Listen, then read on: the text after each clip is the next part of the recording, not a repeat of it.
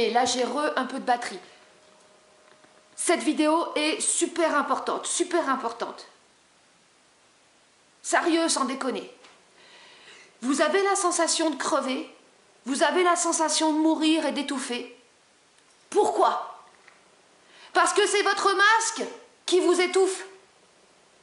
Vous avez la sensation de vacuité, vous avez la sensation de n'avoir aucune identité, dans le sens... Vous savez, les gens qui appartiennent à des groupes, à des communautés et tout, c'est des gens qui sont en recherche d'identité. Les personnes qui sont dans la mode, qui cherchent un style, ils sont en recherche d'identité, à travers des personnages ou à travers des appartenances à des groupes, à des groupuscules. Et si vous avez compris que tout ça, c'était de l'illusion, que ça amenait nulle part, mais que vous sentez quand même rien, ou flottant ou inconsistant, il y a un problème. Et dans les traditions, dans les traditions, par exemple, la philosophie hindouiste, le bouddhisme en général, ils parlent du soi, le soi. Et de retrouver, c'est un truc de ouf, de retrouver sa nature originelle, sa nature véritable. C'est ce que les bouddhistes, ils disaient. Et putain, j'ai compris que, en fait, dans toutes les religions, il y a toujours le fantasme d'un paradis perdu. Chez les chrétiens, un paradis perdu. Et après, il y a le dieu serpent qui arrive et il pervertit tout le monde. Chez les bouddhistes, une nature originelle qu'on aurait perdue. Et chez les bouddhistes, c'est l'ego, justement, qui empêcherait justement de se reconnecter à sa nature originelle. Le point de connexion, donc, entre le Satan de la religion chrétienne et le diable égo des philosophies hindouistes. C'est la relation à la matière et au mal qui s'écrit sous tous les aspects. Pourquoi? Satan, son origine, c'est Pan, le dieu de la nature. Satan, en fait, c'est le patron de la matière.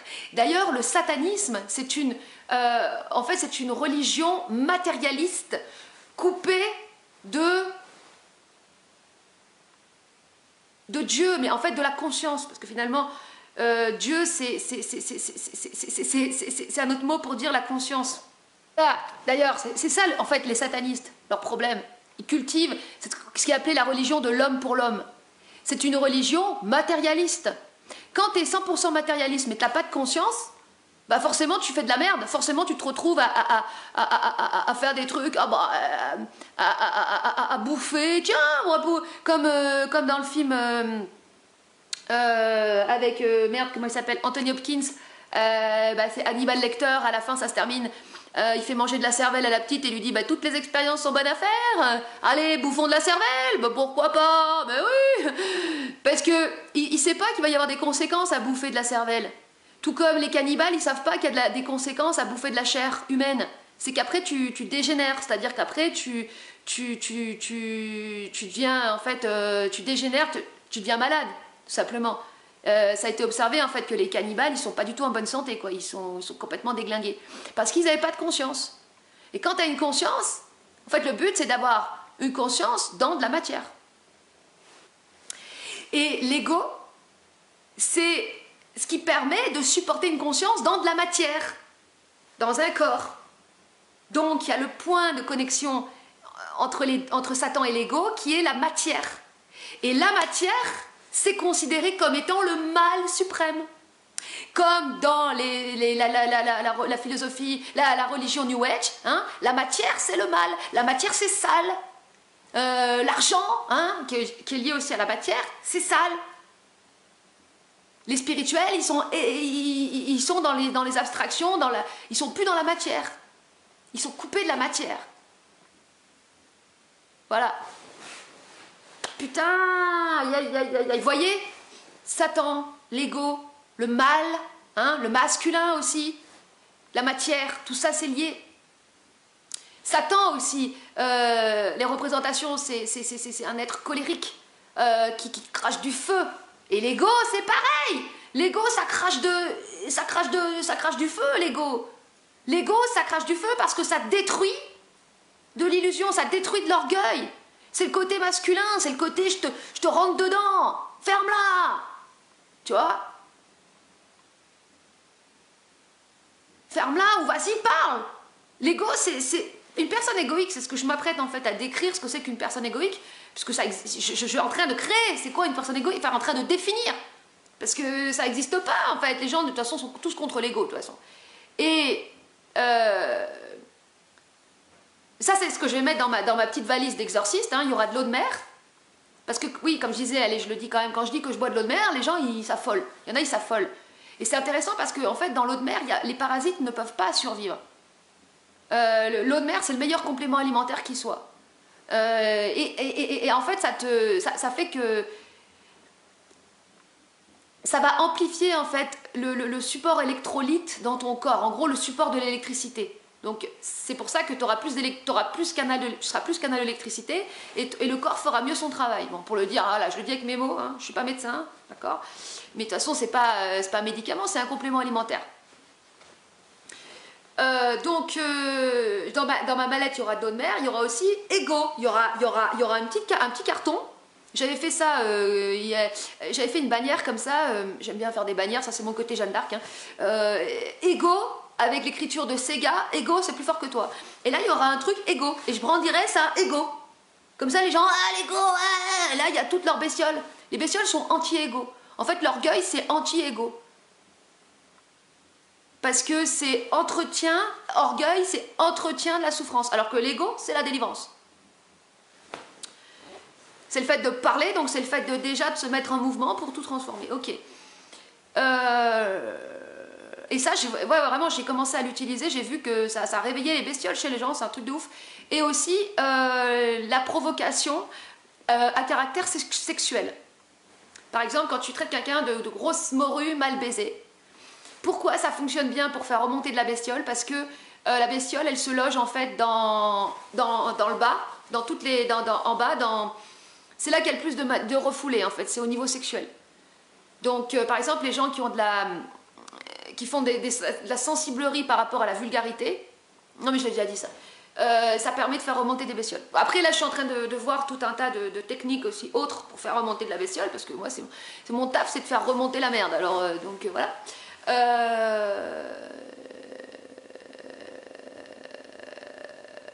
Putain, je sais même plus pourquoi je fais ça. Ouais, voilà. Voilà. Un être égoïque.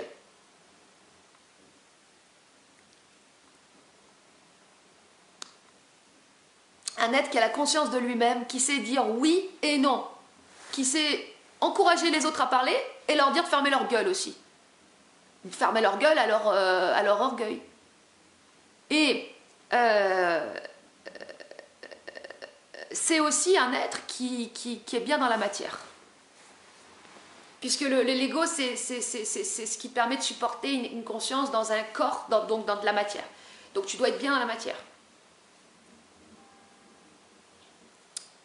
Voilà, c'est tout. Quand j'avais fait ma vidéo sur l'opposition entre l'ego et l'orgueil, j'avais fait le point de connexion entre le Satan de la religion chrétienne et l'ego qui est le diable incarné dans les philosophies hindouistes. Bingo! Parce que justement, elle est là la voie de réalisation.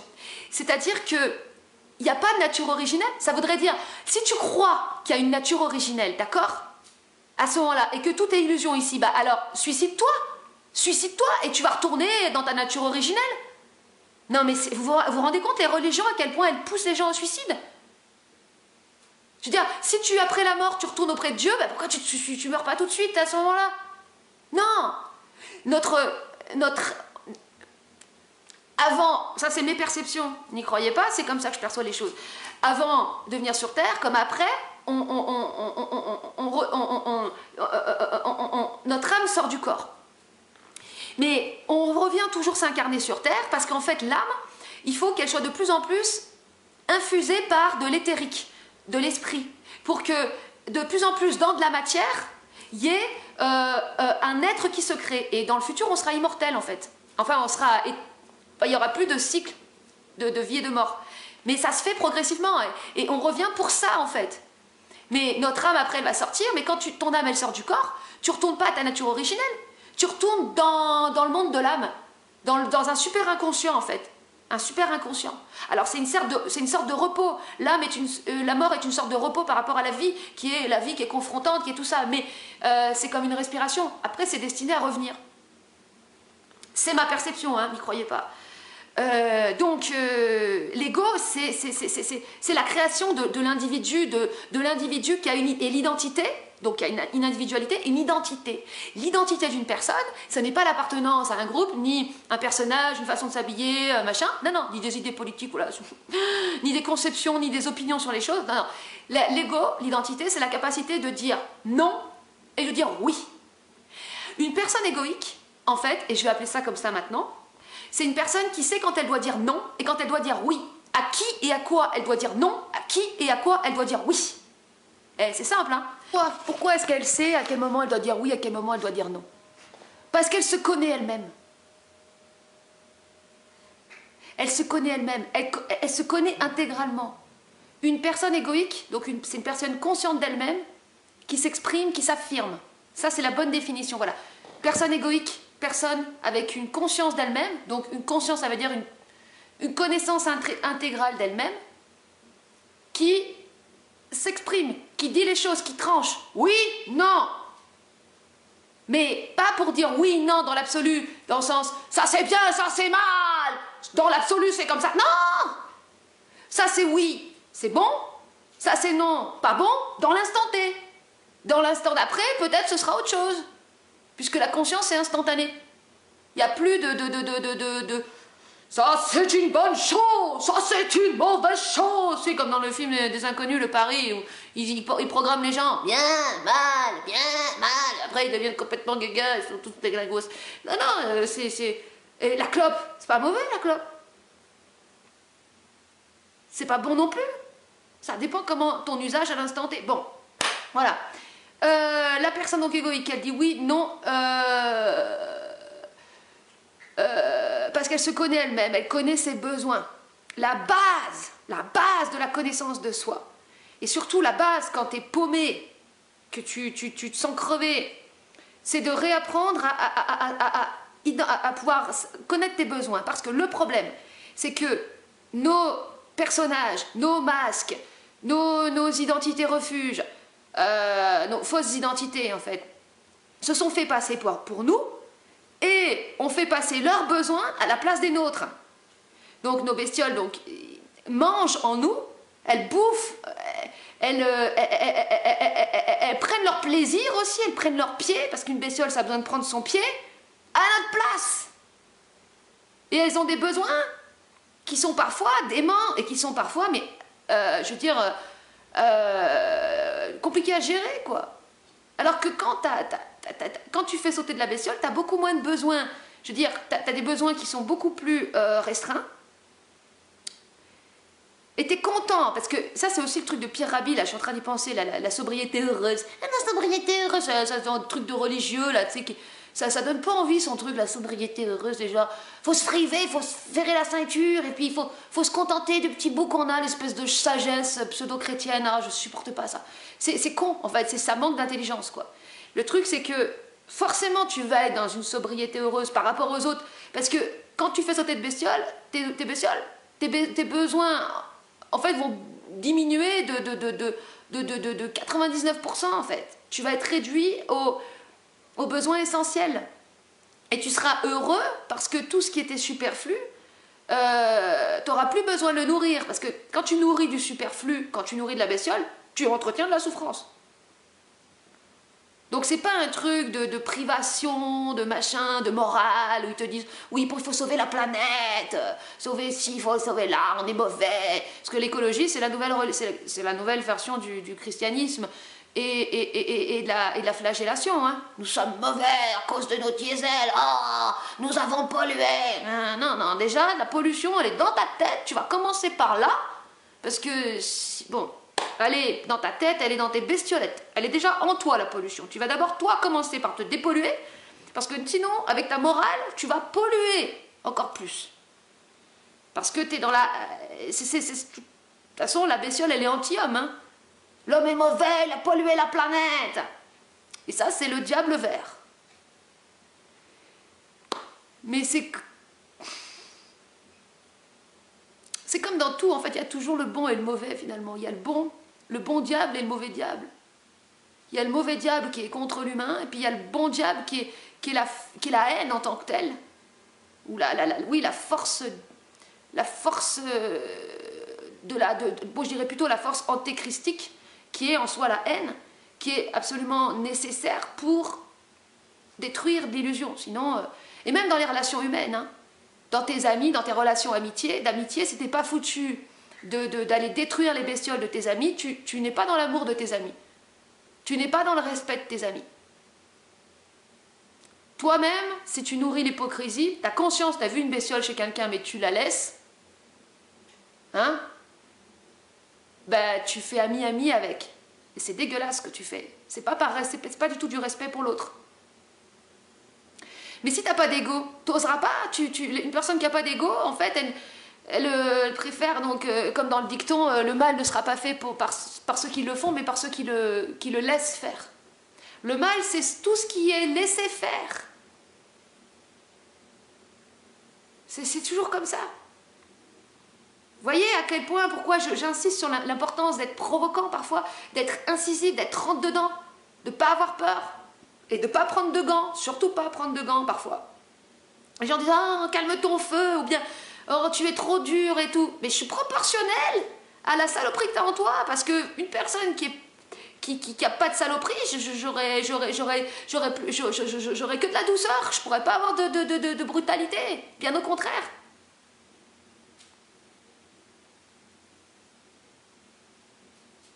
De toute façon, après, quand tu as observé le mécanisme d'autodéfense, de l'orgueil et tout, c'est toujours pareil. C'est dingue, parce que, alors, mais parfois c'est assez hallucinant de voir jusqu'où les gens sont capables, enfin les gens, jusqu'où leur personnalité refuge sont capables d'aller, déjà pour essayer de te faire porter la faute à toi, et ensuite de t'apprendre la vie, de t'apprendre, de dire c'est pas comme ça que ça se passe, voilà, c'est inadmissible, alors c'est inadmissible, c'est un manque de respect, ensuite c'est pas comme ça que ça se passe, non je vais t'apprendre les choses. Les bestioles elles veulent t'apprendre, tu sais elles sont en enfer mais elles veulent t'apprendre la vie, tu vois, t'es là waouh ça va être ok, c'est comme le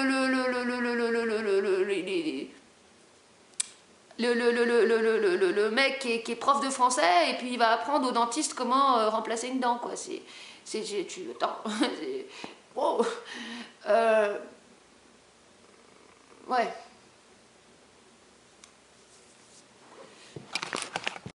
C'est une personne qui sait ce dont elle a besoin, qui sait où elle va sans avoir besoin de le savoir. C'est ouf ça, hein. Elle sait sans avoir besoin de savoir.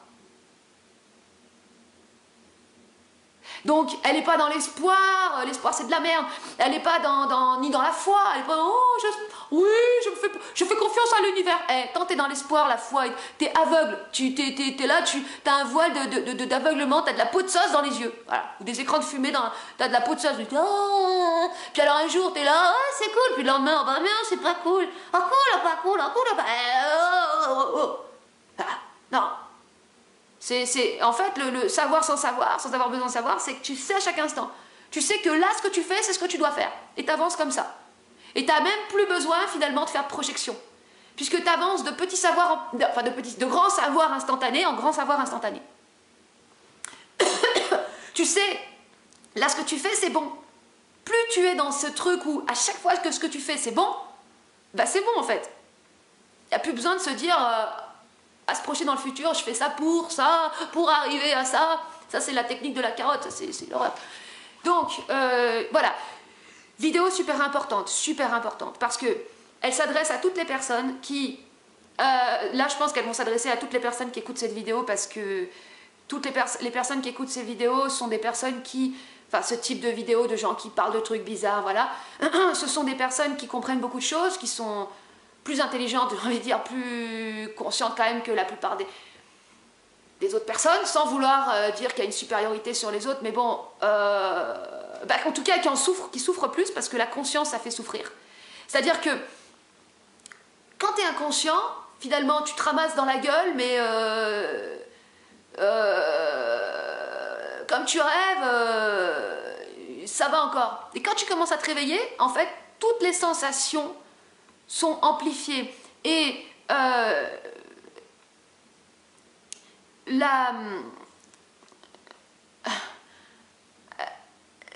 plus grande difficulté pour la personne qui se réveille, c'est de traverser la folie. La folie, parce que en fait tu vois, en fait tu réalises qu'on est dans un monde de fous. C'est-à-dire que tu réalises que les gens sont en enfer. Tu réalises que tout le monde est en enfer.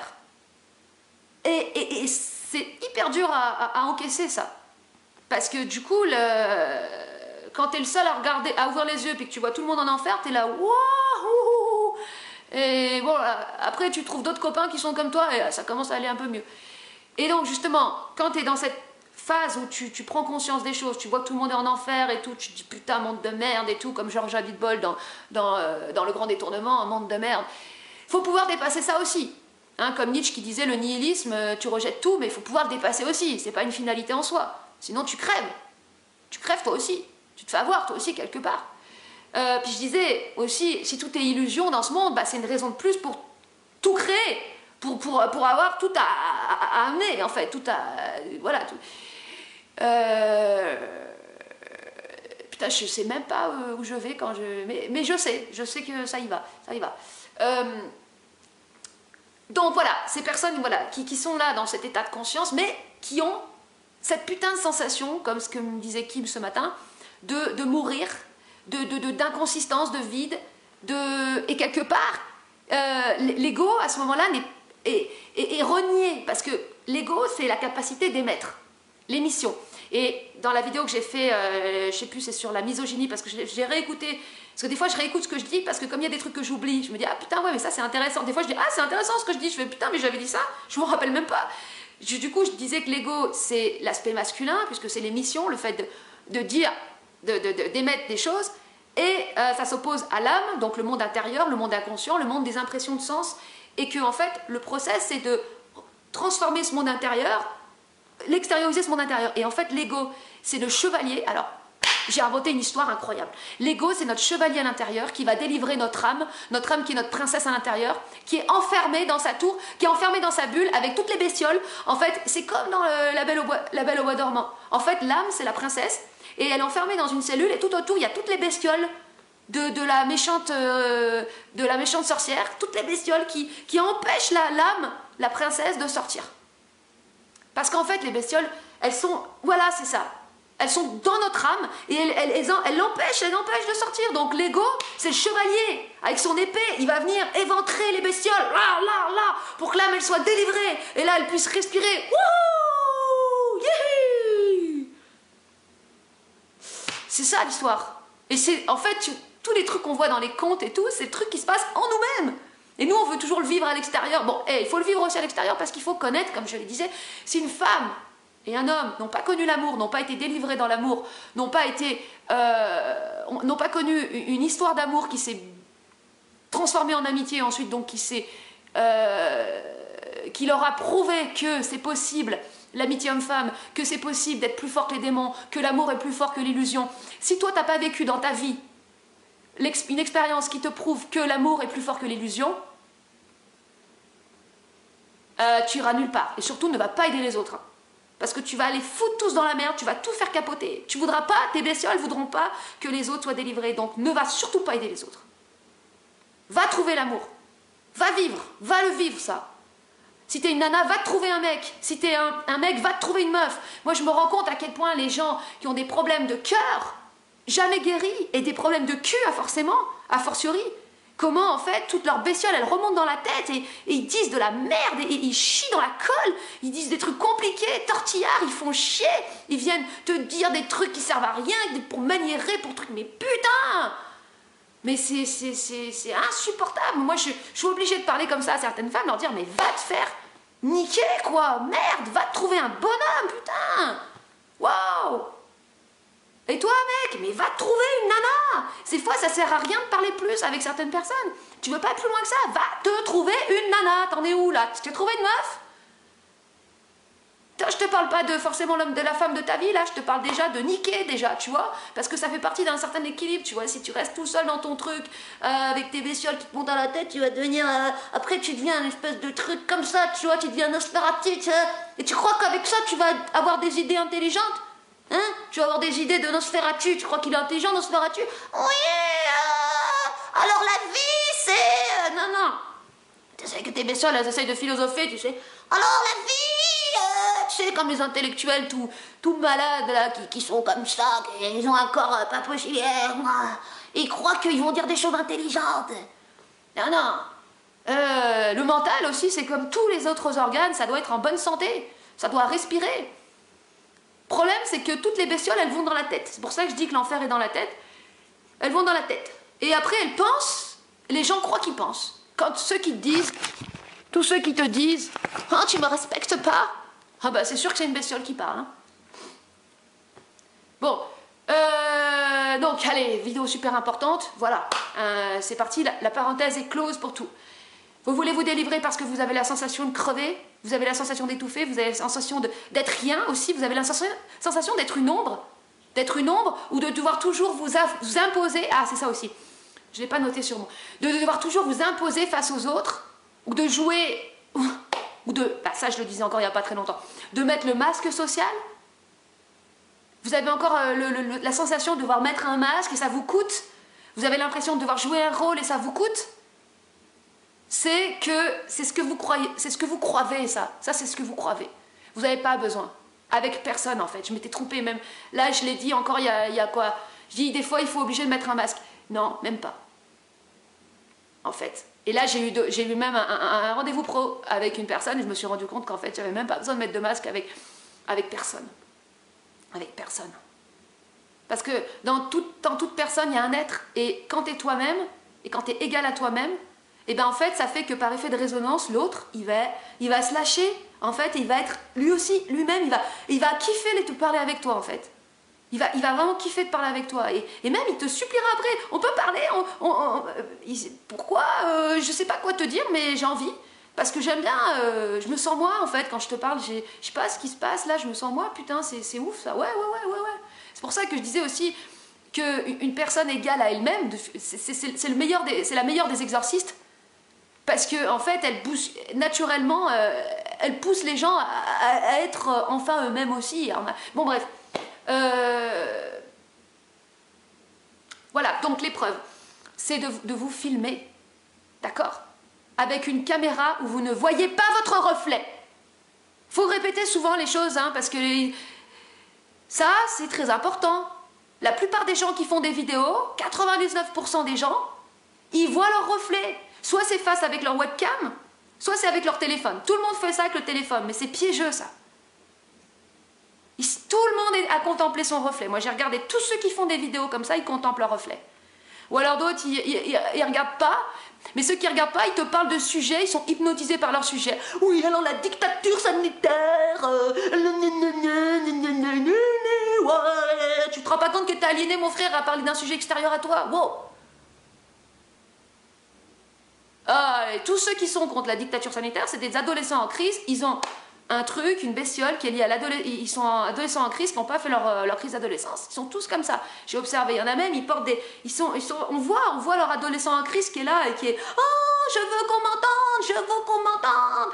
C'est dingue.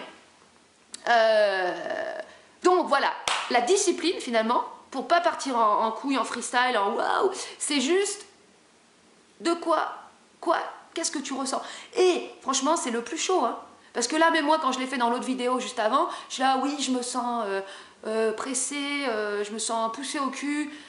Puis, il y a ça aussi que j'ai observé chez moi. Tout de suite, quand tu sens un truc, tu vas vouloir, comme je l'ai fait, juste expliquer pourquoi tu sens ça. Genre, je me sens poussée au cul parce que, tu vois, j'ai plus de batterie et ta gueule. C'est là, tu vois, ça c'est l'exemple de situation où il vaut mieux fermer sa gueule. L'exercice, c'est d'expliquer ce que tu ressens. Ah, pourquoi tu vas nous expliquer pourquoi tu sens ce que tu sens? On s'en fout de ça. Putain, on veut juste savoir c'est comment que tu te sens.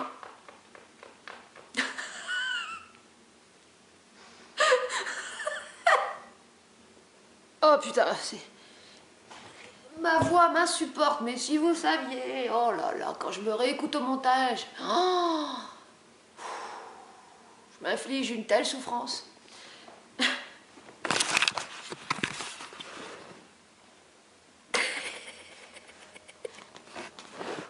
Il fait trop rire.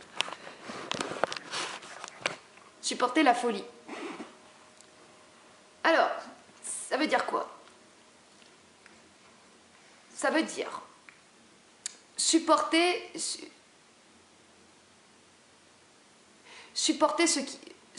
l'effroi, supporter l'effroi, supporter la terreur, la conscience. Moi, je prétends pas être consciente, hein, mais dans le sens,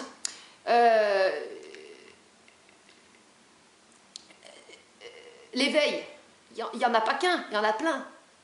C'est une succession parce que c'est des successions de prises de conscience. La conscience est instantanée, d'où le lien prise de conscience. Et quand tu as des prises de conscience, comme par exemple, tu te balades dans la rue et tu vois les gens qui sont complètement morts, complètement absents à eux-mêmes, c'est effroyable. Et plus tu vas y voir clair, plus tu verras à quel point c'est effroyable. Et cette terreur, ça peut créer en toi une certaine folie, parce que ça peut aller très vite. Que justement, tes propres démons, bestioles, t'envahissent complètement et amplifient et créent une telle déformation de la perception que tu auras des visions d'enfer, des visions infernales. Et ça, parce que dans l'absolu, on peut dire qu'on est en enfer comme on peut dire qu'on est au paradis, il n'y a pas de vérité. On peut dire qu'on est en matrice, dans une matrice, on peut dire tout ce qu'on veut. Tout ça, ce sont des perceptions subjectives qui sont produites par des remontées de bestioles dans l'esprit des gens. Je veux dire, même la personne qui est l'auteur du livre qui a servi d'inspiration pour le film Matrix, c'était une africaine, j'ai oublié son nom, médium en fait, hein. Eh bien, elle a canalisé des mémoires. C'est pas une vérité qu'on est dans une matrice, c'est qu'une perception subjective. Et justement, dans le processus de conscience, tu vas passer par ces phases où tes bestioles vont te donner des visions d'enfer. Tu vas voir que les gens sont tous en enfer parce que ça va être le reflet de ta condition, en fait, dont tu es en train de prendre conscience. C'est ça.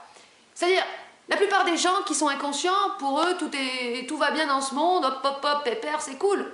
Puis ceux qui se posent des questions, ils disent, oula, celui-là, il a un petit souci, celui-là, pourquoi il... Oh là là, ça va pas chez lui, qu'est-ce qu'il a qui déconne? Il déconne, tiens. Et puis, hop, je passe à autre chose. Ou alors, ils vont essayer de, tu sais, tu pourrais aller voir un psy, hein, ça pourrait t'aider, hein, oui, voilà. Ouais, d'accord. Et toi, tu vois ça, tu te dis, non, c'est peut-être toi qui... Bon, allez, c'est pas grave, on passe à autre chose. Ces visions que tu peux avoir terribles de putain tout le monde est en enfer, donc oui, projection de ton propre enfer, hein, aussi, et qui va te permettre de prendre conscience de ta condition passée. Et ce stress, ces perceptions effroyables génèrent donc un stress, une certaine anxiété, d'accord, voire une certaine paranoïa ou quelque chose comme ça, qui vient justement par cet aspect électrique, parce que le stress c'est de l'électricité, faire bouger, créer un mouvement interne, des chocs aussi également, si tu as des visions, des chocs, tu vois, c'est comme ça, pour t'amener ensuite une transformation. Le problème, c'est quand les gens bloquent. De toute façon, le gros problème dans la vie, c'est le fait de bloquer hein, sur un truc, quoi que ce soit, c'est quand tu bloques sur un truc. Tu bloques sur une vérité, tu bloques sur un machin, de bloquer. Et ça se voit beaucoup dans les yeux. Hein. C'est pour ça que moi, je suis beaucoup attentive aux yeux. Parce que les gens paranoïaques, par exemple, ça veut dire qu'ils ont bloqué, ça veut dire qu'ils ont une suprasubjectivité, ils ont une subjectivité amplifiée qui fait qu'ils vont bloquer sur des perceptions produites par leur propre souffrance et leur mémoire. Souvent, ils ont les yeux comme ça, ils fixent, ils Mais je vous l'ai déjà dit, ils fixent sur des trucs comme ça, ils sont à l'extérieur, ils sont comme ça. Comme les personnes qui sont, certaines personnes en fin de vie, hein, vers la fin, qui partent et qui sont terrorisées parce qu'ils ont toute leur montée de matière noire qui arrive et comme ça, ils meurent comme ça. Bon, c'est pas très rigolo, hein, mais parce que tout le monde ne meurt pas comme ça. Hein. Il y a des gens qui partent en paix. Enfin, en paix. P-A-I-X. Quoique c'est souvent lié aussi à des paix. Mais en tout cas, qui partent dans la sérénité, dans la confiance et tout ça. C'est pour ça aussi que c'est fondamental de faire ce travail d'alchimie intérieure de son vivant. En vivant sa vie et en s'extériorisant, en fait, pas... Parce que le travail sur soi, c'est de la flagellation. Ce qu'il faut... Moi, je parlais de l'importance de l'art. Parce que, voilà, tiens, ça c'est intéressant. L'importance de parler, donc d'émettre, de s'affirmer, donc l'ego, ça va permettre cette alchimie, en fait. Parler, crier, tout ça. L'art, qui va permettre à notre monde intérieur de s'exprimer et qui sera notre respiration. D'où aussi l'importance des projets totalement inutiles et des projets absurdes, des projets surréalistes, qui nous feront respirer par le lien, en fait, à l'inutilité. Donc ça, c'est le philosophe André Moreau aussi, bon, il y a plein d'artistes, hein, toute l'époque dadaïste, mais là, récemment, il y a le philosophe André Moreau qui a développé ça, en termes de philosophie, quoi, la nécessité d'être inutile. Il ne faut pas être que inutile, il faut aussi être utile. En fait, il faut alterner les deux. Ça, le problème, c'est que les gens, ils polarisent toujours sur un truc. Ils oublient d'être dans le flex, quoi. Si tu ne te laisses pas un espace pour toi, dans ta vie, à être totalement, comme disait David Bowie, dysfonctionnel, il disait le rôle de l'artiste, c'est d'être dysfonctionnel. Bon, moi, David Bowie, t'as pas été trop dysfonctionnel. Un peu, mais t'as quand même vachement... nourri l'industrie culturelle, donc c'est hyper fonctionnel ton truc. Mais bon, dans l'idée, c'est pas mal, ouais, c'est pas mal. Quelque part, c'est bien aussi qu'il y ait des gens qui aient beaucoup de popularité, énormément une grande popularité comme ça, qui balancent des trucs comme ça, parce que ça s'infuse dans l'inconscient, et ça, c'est excellent. D'être dysfonctionnel. Si tu t'accordes pas un peu dans ta vie de faire des trucs totalement dysfonctionnels, c'est-à-dire si tu es obsédé par la rentabilité, par l'efficacité, par faire des trucs qui se comprennent, eh bien, qu'est-ce que ça cache? Une peur. Ça cache la peur de la folie. Ça, c'est ce que j'ai compris. C'est-à-dire, les gens qui ont toujours obsédé par comprendre, genre, je comprends pas ce que tu dis, ou bien même, j'avais au début, avec Valentin, ça ressortait tout le temps, parce que Valentin, il écrit des textes comme as, et début, c'était la fin, c'était une seule phrase. Il n'y a jamais de point. Et bourré de fautes. Tu fais trop de fautes! Et moi je lui disais toujours, il fait alors qu'est-ce que t'en as pensé du texte? Putain, mais il n'y a que des... Bah les fautes, alors déjà, je parlais que de ça. Alors le pauvre, il était là, il essayait de sortir un truc hyper sincère, hyper vibrant, l'intérieur de son être le plus profond, et moi je lui parlais des fautes, quoi. C'est drôle, mais c'est triste. Hein. Donc après je corrigeais. Alors après, qu'est-ce que je faisais? Je disais écoute, parce que je faisais le bon samaritain. Parce que les femmes sont comme ça, elles veulent toujours encourager côté maman, quoi. Mais si tu veux, je vais te corriger les fautes, et puis je vais mieux écrire les phrases. Alors je commençais, alors lui ça lui faisait péter un câble. Je fais, mais tu vas tout dénaturer, mais non, mais regarde, tu vois, ça sera quand même mieux. Alors je mettais des points, je corrigeais les fautes. Et puis au final, j'avais tout lissé, et le truc, il était nul à chier. Alors que quand il me le lisait, je comprenais pas, et c'est ça qui me faisait chier. Mais sauf que le sens de ce qu'il écrivait, il était justement dans le fait que c'était pas fait pour être compris par ce putain de mental qui est là pour prendre, parce que dans compris, il y a prendre. Alors quand tu fais des trucs qui sont pas faits pour être compris, t'es insaisissable. T'es comme comme il parlait Kemp, le poil téflon. Le téflon, tu colles plus. T'es indécollable, quoi. T'es insaisissable. Et l'art, ça sert à ça. C'est pour ça que c'est une belle saloperie. Tout ce qui est de l'ordre de la médiation culturelle, même si on fout un peu, mais pour expliquer des trucs sur l'artiste, mais de vouloir expliquer les œuvres, fermez vos gueules! Ça, c'est les bestioles qui veulent toujours mettre du sens là où tout est fait. Le but ultime de l'art, c'est pas fait pour être compris. C'est fait pour passer par un autre biais, par le fait de communiquer avec ton intérieur. pour faire résonner de l'indicible, de l'ineffable. C'est tout. Mais ça, les gens, ça leur suffit pas. Alors, donc ouais, j'insiste là-dessus parce que je vais de plus en plus aussi, ça, dans ce que je suis en train de développer, je suis en train de laisser une place importante à ça, à la place de l'inutile et surtout du dysfonctionnel et de l'absurde et de la connerie aussi. Hein. Parce que vous allez, je ne sais pas si vous avez observé, hein, aujourd'hui dans notre société, il y a de la place à la connerie, mais de la connerie en termes de divertissement. Et le divertissement, en fait, c'est comme la décoration dans l'art. C'est-à-dire que les gens croient, et ça, putain, je l'ai cru. Ma mère, par exemple, je lui montrais, je lui en veux pas à ma mère, c'est juste que, je donne un exemple. Je disais, regarde maman, regarde ce que j'ai fait, regarde. Quand j'étais plus jeune, hein, bien sûr, parce qu'après j'ai arrêté, ça lui faisait trop peur. Et toujours, ah, mon Dieu, mais ça fait, mais qu'est-ce que tu as fait, qu'est-ce que c'est, ah. Mais maman, c'est, mais, t'aimes pas? Mais non, j'aime pas, on dirait une souris crucifiée. Pourquoi t'as mis des médicaments? T'as pris tous les médicaments, tu les as accrochés autour d'une souris crucifiée.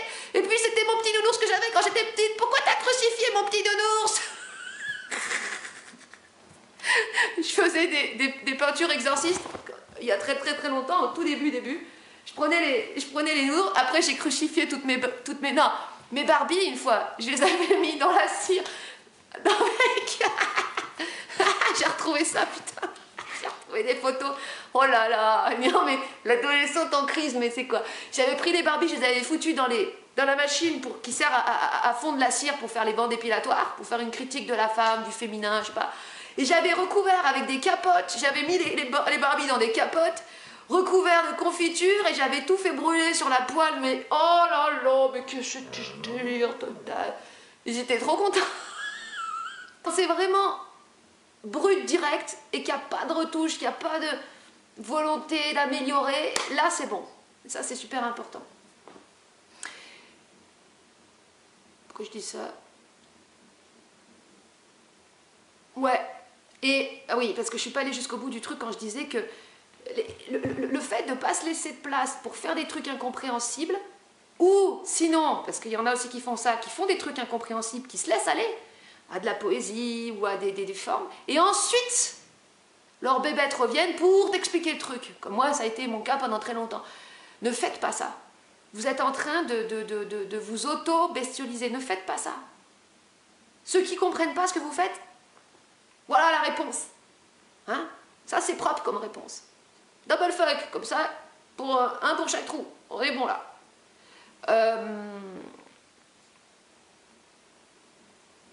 Oui, si vous avez peur de faire si vous n'arrivez pas à faire des trucs absurdes et incompréhensibles, c'est parce que vous avez peur de la folie. Et la peur de la folie, c'est... Parce que là, je suis en train de ranger les peurs par ordre crescendo. C'est une peur qui est quand même... Après, il y a la peur du diable. Après la peur de la folie, il y a la peur du diable. C'est la peur d'être possédé par une entité extérieure, donc de ne pas s'appartenir. Mais quelque part, en fait, la peur du diable, comme moi je l'ai eu à une époque, quand j'ai écouté les vidéos de Iso, là, qui te dit que le démiurge, on est sous l'emprise du démiurge dans la matrice, enfin, délire total, t'y crois parce que t'es en train de vivre cette peur qui est en fait ton éveil au fait que tu ne t'appartiens pas à toi-même. C'est-à-dire que si tu as la peur que ton âme, ou peu importe, appartienne à une entité extérieure, ça veut dire que tu es en train de prendre conscience que tu ne t'appartiens pas à toi-même. Voilà, parce que dans l'absolu, bien sûr, le diable et le démiurge, ça n'existe pas. Hein. Si vous croyez, excusez-moi, je vous réveille, non, ça n'existe pas. C'est des formes qui sont en nous, en fait, des structures d'emprisonnement en nous, des programmes, c'est pas réel. Mais tu traverses cette peur, et ça fait partie comme ça de cette prise de conscience. Tu dis, putain, mais en fait, si ça appartient au démiurge, et moi alors? Et après tu te dis, ah mais non, c'est bon, je m'appartiens à moi-même, ouf, je suis là, ah, mes deux bras, ma conscience, bam, boum, c'est bon, ouf, ah. Et là, t'as traversé un truc qui t'a stressé pour te remettre un peu les idées en place, quoi, tu vois, c'est un peu ça l'idée. Et plus t'affrontes de l'illusion, plus tu pètes de la forme, plus tu pètes du conditionnement, plus après toi, t'es centré. T'es centré et équilibré en toi, c'est extraordinaire. Ouais, donc la peur de la folie, c'est juste avant la peur du diable. Et la peur de la folie, c'est la peur de perdre le contrôle. Mais c'est en soi une folie. C'est-à-dire d'avoir le contrôle, de vouloir le contrôle sur les choses, par le biais de la compréhension, c'est une folie. Tout comme ne plus du tout avoir envie de contrôle, être dans le lâcher-prise total, et être que dans l'art, c'est-à-dire que dans l'expression de formes absurdes, c'est aussi un déséquilibre, parce qu'il va te manquer la compréhension. Ça, moi, je l'ai vécu. C'est-à-dire, tu t'extériorises dans des trucs qui ne sont pas faits pour être compris, ça fait du bien, ça respire, mais tu comprends pas non plus ce que tu fais. Donc, il y a, pour simplifier, un équilibre à avoir entre comprendre et pas comprendre. Entre un certain réalisme et une certaine place pour l'absurde. Ou pour le surréalisme. Parce que cette place pour l'absurde et le surréalisme, c'est ce qui va laisser une place au devenir. Parce que si tu comprends tout, finalement, il n'y a plus de place au devenir. Il n'y a plus de place pour laisser place à quelque chose de nouveau qu'on ne sait pas encore ce que c'est. Voilà. Puis c'est quelqu'un qui aurait tout compris, il se ferait chier, quoi. Il se ferait tellement chier. Mais voilà, les gens disent oui, l'illusion de la compréhension. Oh, t'as quand même besoin de comprendre 2-3 trucs, parce que les bouddhistes là qui sont tout le temps répétés toute la journée, non, il n'y a rien à comprendre, il faut lâcher, les pauvres. Ils sont entre deux eaux, un coup dans l'œil il y a une peau de sauce, dans l'autre il y a une espèce de lumière qui brille à moitié. Bon, on va faire ça comme ça parce que le grand maître il l'a dit il y a 2000 ans, on fait pareil. Oh, le grand maître il m'a dit il y a 50 ans, moi je fais ce que mon maître a dit, moi je redis ce que mon maître a dit, je transmets parce que c'est comme ça bouge pas. C'est bizarre, ça bouge pas. Oui, c'est du savoir éternel. Ouais, bon, ouais, bah écoute, salut, ciao. Je m'en vais manger une frite. Bon, là, cette fois-ci, vous voyez, je fais une vidéo avec mon téléphone, donc là, je me vois, là. Mais ce que je fais, moi, pour pas me voir, la technique, alors, c'est que je regarde la caméra. Mais c'est pour l'exercice dont je viens de vous parler juste avant, enfin, qui est pas qu'un exercice, qui est en fait le premier chemin de reconnexion avec soi. Donc c'est pas un exercice, moi j'aime pas les exercices de toute façon. Non, c'est la première étape de reconnexion avec soi. Il faut pas déconner, il faut vraiment le faire avec une caméra où vous voyez pas votre image. Parce que là, c'est quand même tentant de voir sa gueule. Là, par exemple, je vois ma gueule. Là, je fais, oh putain, cette gueule. Oh, cette gueule. Bon, le truc, c'est que moi, j'ai l'habitude maintenant de dégommer mes bestioles. Si jamais j'ai une bestiole qui vient et qui me dit, oh, t'as vu ta gueule, grognasse et tout, je lui dis, je fais quoi? Non, en fait, elle vient même pas parce que quand je suis dans le flux, en fait, quand je suis dans la vibe, ça crée un canal de feu et puis en fait, ça vient même pas. Ça vient même pas. Par contre, ça peut venir après. Ça, par contre, d'ailleurs, je vais vous le dire aussi, ça. Donc là, si vous faites donc le truc que je vous ai dit, c'est-à-dire vous filmez, d'accord, sans vous voir, vous attendez les 3 jours, ok, 3 jours de ténèbres, et ensuite vous regardez. Ensuite, vous publiez la vidéo sur YouTube. Là, vous allez, à chaque étape, vous aurez des retours de bestioles. Sur le moment où vous allez publier la vidéo en public, vous allez avoir un coup de stress. Et ensuite, donc si vous avez validé cette étape, vous pouvez être content de vous, mais quelques jours après, vous pouvez avoir un retour de bestiole qui va vous faire regretter, qui va vous dire « Non mais enlève-moi cette vidéo, non mais regarde, mais que vont penser les gens? Mais t'as vu ta gueule, mais ça sert à rien ce que tu fais, mais tu t'affiches, tu t'es pris pour qui? Mais tu t'es pris pour qui? Tu t'affiches devant tout le monde? Mais je vais vous dire un truc, les gens s'en foutent, hein, tout le monde s'en fout de tout dans ce monde, donc tout le monde dort, hein, donc c'est très rare les gens qui soient une personne révoltée. Mais voyons, mais une personne qui ose publier une vidéo sur YouTube, mais il y a tout le monde qui publie des vidéos sur YouTube, tout le monde fait ça, c'est banal. Personne va s'offusquer d'un truc banal, hein. T'as déjà vu des gens qui s'offusquent d'un truc banal? Non mais comment ça? Les oiseaux volent dans le ciel? Les voitures roulent sur les routes? Mais comment ça? Non, la banalité, c'est justement le principe, c'est que c'est accepté, tu vois. Là, je fais une vidéo, regarde, je peux dire ouais, je sais pas, tiens, je me mettrais peut-être un doigt dans le cul, tu vois, ça s'appelle la banalité, ça. Donc, pas de problème avec ça, tu vois. Alors, si vous... putain, pourquoi je fais cette... Voilà. La plus grande des... Alors, c'est... Voilà. C'est le truc. la plus grande des souffrances, c'est de plus rien sentir. La plus grande des souffrances, en fait, c'est de se sentir inexistant.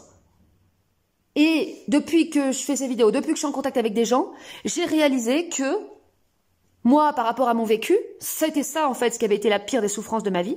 Parce que finalement, après, quand tu es dans un processus où t'en chies, bon, bah, moi, il se passe des choses. Mais c'est quand tu sens plus rien. Quand... voilà. Et la vie, en fait, c'est un long processus de rééducation post-traumatique. Et pour faire de la les gens qui font de la rééducation post-traumatique, en fait, ils vont retravailler tout. La sensibilité, la marche, la parole, ils vont tout retravailler comme si c'était un nouveau-né, en fait. Tout réapprendre. Et c'est ça un peu le truc qu'il s'agit de faire. Mais la plus grande des souffrances, parce que t'as compris ça, donc tu dis attends, je vais réapprendre à sentir, je vais aller me promener dans la nature, je vais écouter des gens hyper intelligents qui parlent, mais tu vas continuer de te sentir mal. Tu vas continuer de te sentir rien du tout. Tu vas continuer de te sentir crevé. Tu vas regarder des meufs comme moi, des glingos sur YouTube, tu seras content et dire oh c'est cool, il y a des glingos sur la terre, c'est sympa, puis le lendemain, oh je suis triste, oh là là, il fait pas beau, je suis triste. Ça va revenir. Là tu vas dire ah putain merde, pourtant je comprends tout, qu'est-ce que c'est que mon problème? Et parce qu'en fait, la plus grande des souffrances, donc c'est rien sentir, et c'est d'être coupé de soi, d'accord? C'est de pas réussir c'est ce que je répète tout le temps, à les yeux, à les rentrer au dedans pour voir depuis le dedans. Parce qu'on a les yeux comme ça qui sont hypnotisés à l'extérieur. Et quand on est au dedans de nous, parce qu'il y en a par exemple qui arrivent à rentrer en eux par la méditation, par des fois des substances et tout, bah après ils n'arrivent plus à sortir. Et pour sortir, il faut émettre. Il faut extérioriser quelque chose. Soit les gens, ils sont tout le temps dans l'extériorisation, d'accord? Les gens inconscients, blablabla. Et après, les gens qui sont dans des processus d'intériorisation, de reconnexion avec soi, ils sont dans le silence, ils disent plus rien, et ils disent que tous ceux qui parlent, c'est des inconscients. Moi, j'en avais au début dans ma chaîne qui me disaient, ouais, t'es totalement inconsciente, et parce que il se figure que l'éveil, c'est tu fermes ta gueule, tu dis plus rien, et t'es dans le silence, dans le nirvana, ou je sais pas où. Non, mais ceux-là, ils ont rien compris, ils sont bloqués. Le truc, c'est un point de communication entre l'intérieur et l'extérieur, et c'est d'être présent à soi tout le temps dans tout. Tu parles, comme tu parles pas, t'es là. Tu vas faire caca, t'es là. Tu manges, t'es là. T'es là tout le temps, t'es là. Coucou, je suis là, coucou, je suis là, coucou, je suis là. Voilà. Et donc, pour pouvoir se reconnecter à soi, ça veut rien dire en fait reconnecter à soi. C'est-à-dire que se reconnecter à soi, ça veut dire être là. Être là en toi. Enfin, en fait, en gros, se reconnecter à soi, c'est l'esprit qui est content d'habiter le corps que tu es. Enfin, c'est la conscience qui est contente. Non, j'ai arrêté de parler de l'esprit. C'est la conscience qui est contente d'habiter ton corps. Et ça, c'est le but. Quand je dis c'est le but de Dieu, c'est une façon de parler parce que Dieu, ça n'existe pas. C'est le but ultime, c'est que la conscience habite tous les corps. C'est pour ça que le but, c'est bien de s'incarner sur Terre, hein, qu'il n'y a pas de vie meilleure après la mort ou avant. Non, il n'y a que l'inconscient. La seule possibilité de créer et de se réaliser, c'est dans un corps de chair. Ça se passe dans un corps dans de la densité, dans de la matière. Et on va pas aller, comme ils le disent certains, vers des mondes de plus en plus éthérés, de plus en plus des espèces de phasmes ou non, pas de phasmes, d'ectoplasmes ou de je sais pas quoi. Non, on sera de plus en plus densifié, vous avez rien compris. D'ailleurs, moi, je l'ai cru encore, ça. Putain, mais je me rends compte que je l'ai cru, ça. Putain, je l'ai cru, ouais. Qu'on allait être des êtres de lumière et tout que dalle. Que dalle, on va être de plus en plus densifié, en fait. Bon, bref, on s'en fout. De toute façon, ce qui compte, c'est le présent. Donc, voilà. La plus grande souffrance, c'est finalement, de pas se sentir s'habiter soi-même. D'accord? Et pour pouvoir s'habiter, rentrer en soi et être en jouissance de sa pleine conscience de soi, eh bien, il faut pouvoir voir. Il faut pouvoir se voir. Il faut pouvoir se voir. Et quand tu te vois, il faut pouvoir séparer le bon grain de l'ivraie. Voir ce qui est faux et voir ce qui est réel en toi. Pour que, comme ça, tu sois de plus en plus obsédé par ce qui est réel en toi. Et que tu détestes de toujours plus ce qui est faux en toi. Ce qui est orgueilleux en toi, ce qui est chiant. Mais moi, je le sais que je suis chiante, je sais, de toute façon, on m'en fout. Parce que, encore une fois, je suis une acharnée, autant pour l'aspect absurde de la vie et ce qui n'est pas fait pour être compris, à savoir l'art n'est pas fait pour être compris. Mais je sais aussi que si t'es que là-dedans, si t'es que dans l'art et c'est que dans la manifestation de choses qui ne sont pas faites pour être comprises, dans de l'absurde, et que tu n'alternes pas avec de la compréhension, eh bien, tu seras malheureux aussi. Que les trucs que tu fais qui sont pas faits pour être compris, c'est les trucs qui sont de l'ordre du créatif, d'accord? Ces trucs-là, ne les parasitent pas par la compréhension. Par contre, il y a des trucs qui ont besoin d'être compris. C'est tout ce qui touche à la psychologie et surtout qui est pour moi en fait le sujet essentiel, qui est en fait la séparation entre l'ego et l'orgueil. Parce que ça c'est hyper important de comprendre, parce que le fait de comprendre ça, de pouvoir identifier ce qui a trait à l'orgueil, ce qui a trait de l'ego, et je suis en train de le développer, là je fais une vidéo là sur mon autre chaîne, ça va être... et après je vais faire d'autres trucs, plein d'outils en fait pour vraiment établir cette distinction, même si dans l'absolu tout est lié, hein, on peut pas dire, voilà, parce que moi je parle de la personne orgueilleuse et de la personne égoïque, ces personnes elles sont toutes les deux en nous-mêmes. Et cette séparation, c'est à faire en nous-mêmes. C'est pas, voilà. Puis même une personne très orgueilleuse, elle a aussi de l'ego. Donc, voilà. Mais pour moi, c'est vraiment le truc qui permet de... le sujet le plus pertinent qui soit, qui va permettre justement d'avoir du discernement dans nos relations. Pour pouvoir être tranchant quand tu as besoin de l'être, face à l'orgueil de quelqu'un, et face à l'orgueil de quelqu'un. Parce que si tu n'es pas capable d'être tranchant face à l'orgueil de quelqu'un, l'orgueil va pourrir les relations, va saboter les projets et va faire la pire chose qui soit, introduire l'hypocrisie dans les relations. C'est-à-dire, quand une personne te pourrit de manière ostentatoire, bon, là c'est évident. Mais quand tu es face à une personne qui est gentille, il y a des personnes qui ne sont pas méchantes, hein, qui sont 100% gentillesse, qui diront jamais de mal de rien. Mais même un truc qu'elles n'aiment pas. Parce qu'il y a des gens qui ont un problème avec la négativité. Donc ils voient le positif partout. Et moi j'ai une amie comme ça par exemple, elle voit le positif partout. Mais même dans des personnes... Même dans les personnes les plus sombres, elles vont focaliser uniquement sur le positif. Tu vas parler avec elles, elles seront 100% positives. Elles voudront toujours voir le positif, toujours pousser sur le positif. Mais il y a un problème. Parce que ces comportements, ces tendances-là, ces habitudes, rendent les personnes fausses et hypocrites. Parce que bien sûr qu'il y a des choses que tu n'aimes pas. Bien sûr que toi aussi tu as de la négativité. Et si tu n'as pas cette négativité et cette haine, eh bien finalement tu entretiens la merde. Simplement le problème c'est que l'humain il ne sait pas sur quoi diriger sa haine. Et là avec ce putain de truc sur l'opposition ego-orgueil, on va enfin savoir sur quoi diriger notre haine. Sur l'illusion, sur l'orgueil, sur la fausseté, sur l'hypocrisie, sur les jeux d'acteurs, hein, les gens qui te font des remerciements, mais en fait c'est du fake. C'est dans le but de, je sais pas, créer...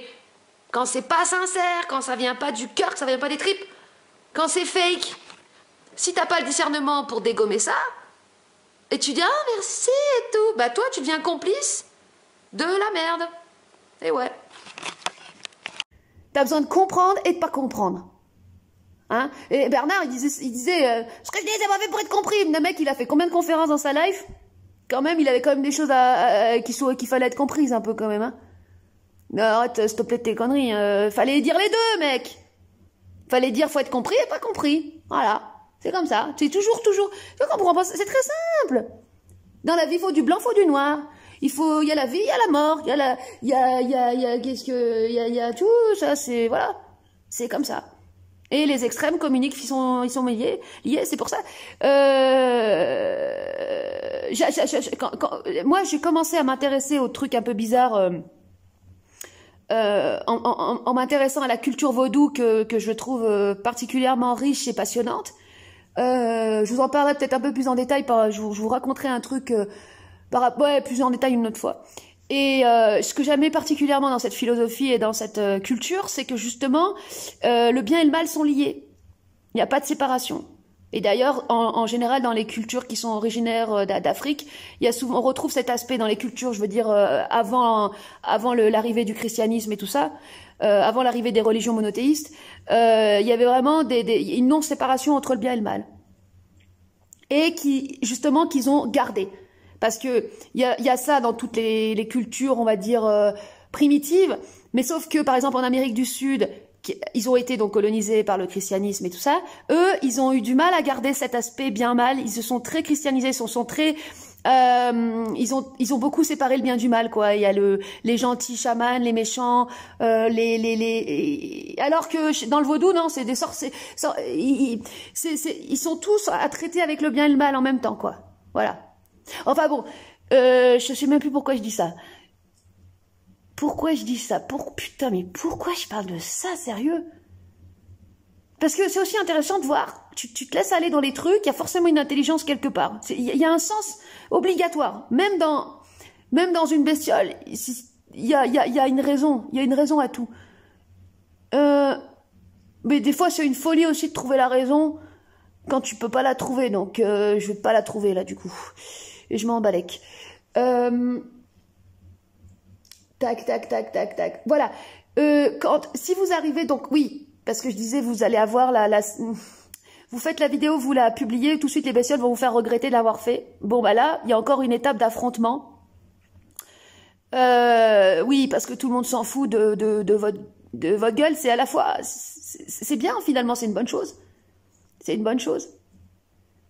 Parce que comme ça, t'es libre dans tes... Tout ça regarde que toi. Il y a que toi qui es emmerdé par le fait d'être emmerdé, quoi. C'est grave quand même d'arriver... Si t'as une pensée, tu te dis, putain, je vais déranger les gens en postant une vidéo, c'est très grave, parce que tu déranges personne. Quelqu'un, il aime pas ta vidéo, il arrête, t'as vu, c'est comme la télé, le principe, c'est qu'il y a un bouton, donc tu peux l'éteindre. C'est la même chose, tu déranges personne. Et en plus, les gens qui font ça, qui s'interdisent de faire des trucs où ils dérangent personne, ils interdisent leur créativité, donc ils nuisent à leur ego aussi, ils nuisent à leur capacité d'émission, ils nuisent à leur ego, et indirectement, en fait, ils nourrissent leur orgueil, et ils seront encore plus chiants après avec les autres. Parce que tu crois que tu déranges pas les gens en mettant pas de vidéo, mais tu vas les faire chier, en fait, parce que comme tu seras mal dans ta peau, tu vas être chiant, en fait, ou tu vas vouloir avoir raison à parler de trucs chiants. Donc, finalement, tu feras chier quand même, quoi. Ouais. Et oui, donc, le fait, par exemple, quand tu te sens pas bien, parce que c'est là qu'il faut parler, j'insiste encore, hein. Et j'ai re-insisté là-dessus, parce que si tu te sens super bien, ne fais pas de vidéo, en fait, j'ai envie de te dire. Putain, moi, ça... si tu te sens super bien et si tu te sens de parler et tout, n'en fais pas. Non, mais fais-en, mais je veux dire, c'est pas là il vaut mieux faire quand ça va pas. Parce que c'est là que la parole va être la plus transformatrice. Et où tu vas pouvoir même constater de son pouvoir, parce que c'est important de constater de son pouvoir. Le pouvoir de la vibration. Pouvoir de la vibration.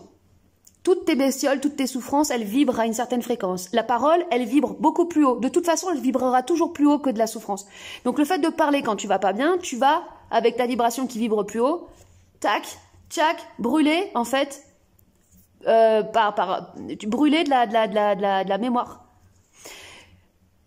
Si tu sens pas bien, tu commences à parler et tu te dis, tu parles pas de sujets qui ont rien à... Tu parles pas de sujets, tu parles pas de trucs... oui, ça c'était mon erreur que je faisais tout le temps. Oui, alors je voudrais vous parler de ça. Bon, si, tu peux le faire, mais non. Tu commences d'abord par dire ce que tu sens. Ça devrait être notre discipline, putain, tout le temps, bordel. Je l'ai pas encore cette habitude, moi. Commencez toujours comme ça. Comment tu te sens? Et tu prends le temps... Ah, putain... Ouais, je l'ai pas encore cette habitude. Tu prends le temps de le dire. Comment tu te sens? eh ben moi, je me sens impatiente, encore une fois, impatiente.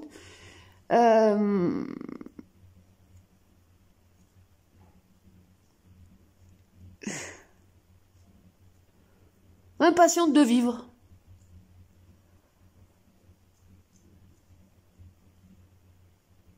Parce que, quelque part, tout ce temps que je mets à faire ce travail sur moi de compréhension, c'est du temps aussi que je prends sur ma vie, à pas vivre ma vie aussi, je le sais, mais je le fais parce que je le fais pour encore plus après apprécier la vie. Parce que quand t'as pas fait ce travail de séparation du bon grain de livret, tes bestioles viennent pourrir ta vie, elles viennent pourrir tes relations. Et ça, c'est fini, moi je veux plus, ça c'est terminé ça. Donc, c'est vrai que c'est quelque part, c'est cool, mais c'est un peu, c'est un travail, je sais que c'est du temps que je prends sur ma vie, aussi. Qui est du temps qui est pas du temps perdu dans le sens où c'est nécessaire de le faire, mais je suis impatiente en fait, voilà, c'est ça, c'est une impatience de vivre. Alors, vous allez me dire, c'est quoi vivre ta vie?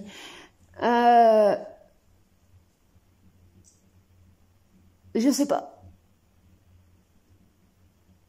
Enfin si, je sais, mais je vais pas vous le dire parce que c'est secret. On a tous un petit jardin secret, hein. Et il faut en avoir un.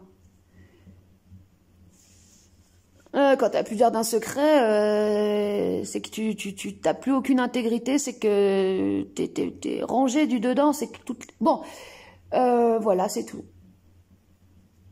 Ouais, quand tu vas faire cette vidéo où tu dis ce que tu ressens, vraiment, comme là, je le suis en train de le faire, je savais même pas que j'allais dire ça, que j'avais cette impatience parce que impatience de vivre et que, voilà.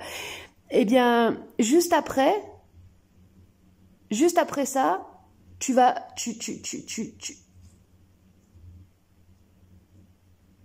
sentir libéré.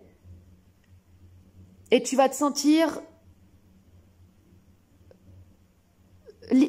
plus que sentir libéré en fait, tu vas être là. Parce que le but c'est d'être là. Quand tu te sens mort, c'est que t'es pas là. Quand tu te sens inconsistant et vide, c'est que t'es pas là. Il y en a aussi, j'ai remarqué, à force d'avoir écouté du supramental et Bernard et tout, qui dit que les émotions c'est astral, que le désir c'est astral, ils s'interdisent de vivre, ils se coupent de leurs émotions, donc ils rentrent dans des systèmes de contrôle sans même s'en rendre compte, et ils disent, tu leur demandes ce qu'ils ressentent, ils disent plus rien, parce que en gros même les sensations ce serait mauvais. Mais c'est très grave d'en arriver, enfin je veux dire, c'est, si tu ressens plus rien, inquiète-toi, parce que c'est comme le Covid, hein. Si tu sens, t'as plus l'odorat, t'as plus le goût, c'est que t'es malade. C'est pas un signe de bonne santé de plus rien sentir, hein. Donc voilà, je dis la vie, c'est un long apprentissage de rééducation post-traumatique. Ça commence par réapprendre à sentir. Donc exprimer ce que tu ressens et se voir. Parce que la plus grande souffrance d'être coupé de soi, de ne pas se voir,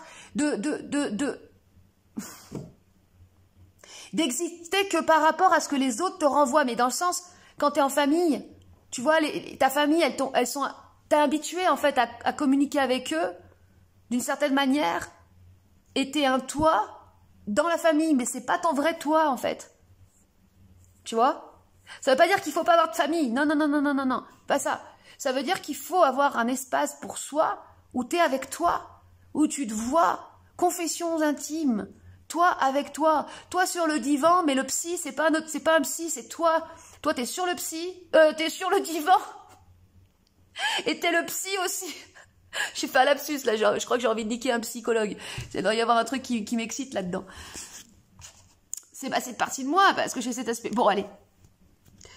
J'ai cet aspect-là, ouais. Toi, t'es sur le psy. Voilà, voilà, voilà.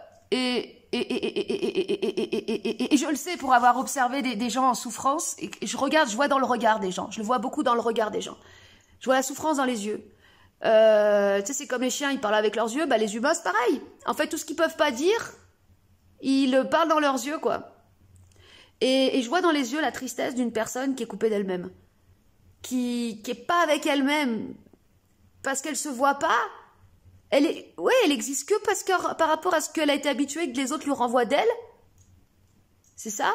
Mais elle est pas avec elle. Et même, je sais pas, il y a des gens épanouis. Des gens qui ont des vies de famille hyper épanouies, quand ils te parlent, ils sont épanouis, mais ils sont épanouis parce qu'ils ont une vie épanouissante, mais ils sont pas avec eux-mêmes. Alors ils vont te dire que si, ils sont bien avec eux-mêmes, qu'ils sont en paix avec... Oui, ils sont en paix, ils sont bien. Mais tu leur enlèves ça, tu les enfermes dans un cachot pendant 60 jours en leur donnant juste à manger, de quoi survivre. Est-ce qu'ils vont être bien? Parce que le truc, c'est que quand t'es bien parce que ton environnement est bien, c'est bon. Mais si t'es plus dans le même environnement plaisant, est-ce que tu seras toujours aussi bien? Parce qu'il n'y a qu'une personne qui est totalement bien avec elle-même, qui vit en elle-même, qui s'habite elle-même, qui peut être bien partout. Il y en a d'autres qui ne s'habitent pas eux-mêmes, donc ils ont besoin d'habiter des environnements plaisants pour être bien. Je ne dis pas qu'il faut aller habiter des environnements qui ne sont pas plaisants, parce que sinon, c'est-à-dire, à un moment donné, quand tu as trop de sensibilité, il y a des trucs que tu ne peux pas supporter, quoi. Tu vas pas... Moi, je ne peux pas aller vivre... Voilà, enfin, puis la question se pose même pas, quoi. Il y a des questions que tu te poses même plus après, de toute façon. Voilà, c'est tout.